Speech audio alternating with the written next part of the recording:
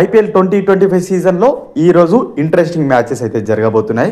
ముందుగా పంజాబ్ కింగ్స్ రాజస్థాన్ జట్ల మధ్య ఒక మ్యాచ్, ఆ తర్వాత గుజరాత్ టైటాన్స్ ఢిల్లీ క్యాపిటల్స్ మధ్య మరొక మ్యాచ్ అయితే జరగబోతుంది.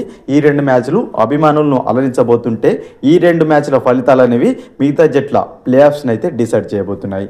ముందుగా రాజస్థాన్ పైన పంజాబ్, అదేవిధంగా ఢిల్లీ పైన గుజరాత్ టైటాన్స్ గెలిచినట్లయితే నేరుగా పంజాబ్ కింగ్స్, గుజరాత్ టైటాన్స్తో పాటు ఆర్సీబీలు ప్లే ఆఫ్స్కి అయితే క్వాలిఫై అవుతాయి. ఒకవేళ రాజస్థాన్ పైన పంజాబ్ కింగ్స్, గుజరాత్ టైటన్స్ పైన ఢిల్లీ క్యాపిటల్స్ గెలిచినట్లయితే ఏ టీం కూడా అఫీషియల్గా ప్లే ఆఫ్కు క్వాలిఫై అవ్వదు. అదే పంజాబ్ కింగ్స్ పైన రాజస్థాన్, అదేవిధంగా ఢిల్లీ క్యాపిటల్స్ పైన గుజరాత్ టైటన్స్ గెలిచినట్లయితే ఆర్సీబీతో పాటు గుజరాత్ కూడా ప్లే ఆఫ్స్కి అయితే అఫీషియల్గా చేరుకుంటుంది.